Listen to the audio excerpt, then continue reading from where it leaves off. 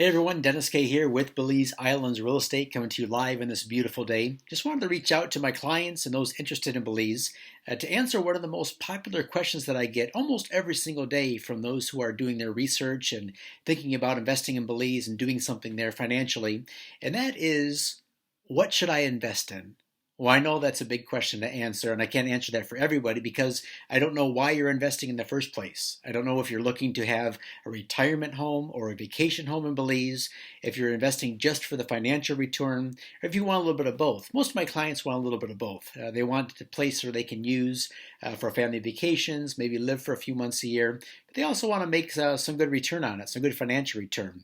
And so what I'm doing is I'm putting together just a brief webinar today, which I'll upload and post to my YouTube channel, to help answer the question for some of you, what should I invest in? Well, first of all, just very briefly, there's several ways that you can invest in Belize. Number one is you can invest for the rental income or the cash flow. That could mean buying a home on the water, turning it into an Airbnb. It could mean buying a condo that you put in a rental pool. But basically, you're buying something that is already finished, or you could buy some vacant land and build a home and then rent that out. But you're looking for the income. You're not necessarily looking to use it yourself, although you might for a few weeks or months a year, but you're looking for that cash flow. The second way to invest in Belize is to simply buy and hold. Look for good deals that you can get in on the ground floor of, buy low, wait till they go up in value, and then sell. So you're investing rather for the appreciation. You can also buy and then hold and then sell, offering seller financing. This is one of the most common ways that I invest in Belize. I've been doing this now for 15 years, and it's worked out very, very well for my wife and I. And if you want more information exactly on how to do that, I'm going to be putting together a webinar here in the next few days that shows exactly what I do to invest this way. And then finally, you can partner up on an investment in Belize, become a part of a syndication. And this is beneficial if there's a larger project on island that needs several $1,000,000 of funding. And so accredited investors can often invest $50,000 or $100,000 into a syndication and become part of something much larger that they couldn't necessarily afford on their own. So those are the four ways that people generally invest in Belize, and especially on Ambergris Caye. But what I tell all of my clients to do as a start, as they're researching different areas, is look for a bargain property, a property that you can get a good deal on today in what will be a very nice, luxurious, or expensive neighborhood in the future. So some of you are looking at properties just based on price. So you go to my website or anybody else's website for that matter, and you simply scroll and you start to really look at listings that happen to be within your current budget. Of course, we all do that. We don't want to look at things above our budget, but we look at those deals as far as what we're considering to be deals. And then we think, oh, you know what? Here's a property for X. This looks like a good deal. But is it really? Cheap is not always good. You had to ask yourself, if a property is lower in price, lower than you think it should be, then what don't you know about the property? Why is that property priced the way it is? Is it that it lacks desirability? Is it that it lacks safety, for instance? Could it be in a rough area, in a bad area of Belize, where you don't want to go yourself and no one else wants to go? The second question to ask is, what is driving the growth in these areas? And what is driving the desirability? So as an example, what I do for my own personal investing is I look for bargain properties that have a good reason to go up in value. And I try to make sure that those reasons are multiple. I just don't want a single point of failure, and I'll go into that more in a little bit. But I look at an area, and first of all, I say to myself, do I like this area? Is this area beautiful? Would I like to spend time here anyway, even if nothing changes? Even if it stays exactly the way it is for the next 5 or 10 years, do I like it? And do other people like it? Second question is there a good reason for growth to happen in this area in the next 2 years, 5 years, 10 years? What would drive that growth? If it's a desirable area, will other people start to come to this area? Will people start to build in this area? Will developers notice it and have hotels built or condo projects built? And when that happens, is there a good reason now for utilities to come over into these areas, such as water and sewer and power, and internet, those types of things? So what I do is I look for areas of the island that are very beautiful now, but that will become an even more beautiful area in the future because infrastructure and more development is coming to those areas. So what I encourage my clients to do is look for properties that are in the path of progress. And what I mean by that is an area going to benefit in the future, for example, by a new road coming into this area? Are people going to be able to access this area more easily than they do today? For example, just a few years ago, some parts of the island were boat access only. Well, now, some of those same parts of the island also have road access. So that makes it more desirable for most. Not everybody just wants to take a boat to and from their property every time they want to go into town and get groceries, or go to a restaurant or a cafe or beach bar. Although some do, but some like the freedom. They're just jumping on their golf cart or their bicycle and reaching their property by road.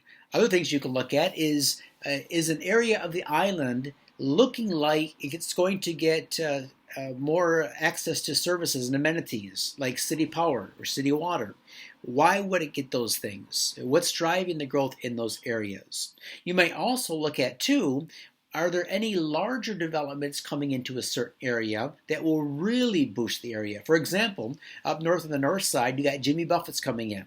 That is going to anchor that part of the island. And so we can start to see investments take place in and around Jimmy Buffett's Margaritaville with the hope that that place will open up and it will generate a lot of tourism, a lot of activity, and bring a lot of eyeballs to that part of the island. Also, what brings natural or added attention to an area? In other words, we can view it like this. You know, like with Google AdWords, you have paid advertising. You're paying to get people's eyeballs on a certain property. But then with most websites too, you also have organic traffic. And so you might look at this path of progress in those two ways. We have paid traffic. For example, a new development coming in, or power coming in, or a new road coming in, right? Those are paid for traffic sources. But we also have organic sources. Where are people starting to move and travel to and seek out just because it's beautiful, even if nothing else changes in the area? And what I do is I tell all of my clients to look for properties in these areas then that are a good deal today. And by good deal, it doesn't necessarily mean they're lower priced. It can mean that based on their exact location, based on their proximity to other services, perhaps roads, or even based on how the seller is offering financing or the developer is offering financing, these all can make that a good deal, which I would encourage my clients to take advantage of. Now, just a warning here, when you're looking at some of these things, avoid a single point of failure. In other words, don't buy a property based on just one thing making it go up in value. Because we've seen many people in Belize buy into the dream, buy the promises of certain developers, especially on the mainland. You might have heard of some of these that have gone bust or people got taken advantage of and lost their money because they bought into the dream. This dream of, oh, there's a marina going in, and oh, there's this happening and that happening in the golf course. Well, you know what? Those are single points of failure, because what happens if those don't come to fruition? What happens if the marina doesn't get built? What happens if the golf course doesn't get built? All right? And you're buying solely based on those promises coming true. Or what happens if there's a delay? Right now, the coronavirus, the world is contracting. And so that contraction might affect certain projects in Belize and all over the world. So what happens if there's a delay of 12 months or 24 months, or maybe some projects just get put on hold, but you bought with the promise of that project being there in order to make it desirable for you, in order for you to invest. So I say avoid those single points of failure. What would happen to the property that you buy today, even if some of these things didn't come to fruition quickly or in the near future?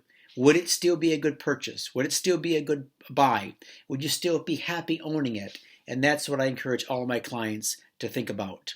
So my advice for all of you out there, especially right now, is when it comes to investing in Belize, just keep it simple. You don't need to go all in at this time. Some of my clients email me and say, Dennis, I'm looking for a 2-bedroom, 2-bath condo on the ocean. I have a budget of, $300,000 or $500,000. That's fine. I'll be happy to help you with that. I make good commissions on those sales, so I'm not complaining. But you don't need to do that at this time. If Belize is in your future and you see yourself wanting to invest there and spend time there and it looks good to you based on everything you've researched, just start simple. You don't have to go all in. Start small. Buy a simple lot. You can buy a beachfront lot with owner financing. You can buy a lot close to the beach, maybe just like 3 or 4 rows back. I have good deals right now for starting at $55,000 US for beautiful beach view properties with low down payment financing. Now the benefit is getting into one of those deals is you mitigate or minimize your risk because you're not going all in. You're not writing a big check. You're simply saying, you know what? I got a good reason. I got a good feeling about this property, and I have good reasons to think it's going to go up in value. And I really think I would like being here in the future. So I'm going to go ahead. I'm going to write a very small check. That's it. Just put a little bit of money down, small money down, and I'm going to get something in Belize so that in the future I can be there. I have a foothold in the country, and then use that seller or developer financing. Right now, keep your cash. Now's not the time to be spending a lot of cash. The world's in contraction mode. We can't go expansion mode just by flinging cash everywhere. But smaller investments, starting small, and then you can always go big later. Look, if you start small with a lot, let's say that one for $55,000 I was telling you about, I have some lots that are going as low as $22,000 with 20% down payment. If you get that today and you decide, you know what, 2 years from now, 3 years from now, man, things are going good, business is booming, go ahead, flip that and go into something bigger. But at least you got a toehold on the island, you got something to secure your future. So the next steps, just go ahead and email me, denniskii@gmail.com. I will send you some options that we've talked about today, including the current availability that I have, some of the price drops that I've seen happen, some of the financing options. And please, if you haven't already done so, subscribe to my YouTube channel. I'm really trying to use this extra time that we have right now to give my clients a lot of education, keep them up to date on everything that's going on. I love posting. I've been getting some really good reviews, some good feedback from my clients. So I hope you enjoyed this. The number one question I get is, Dennis, what should I invest in? How can I invest in Belize? Well, hopefully this gave you some ideas. And hopefully we can plan maybe a Skype call or a FaceTime call, a WhatsApp call, and we can go from there. All right, you guys take care. Be safe. Wash your hands. We'll talk to you soon. Cheers.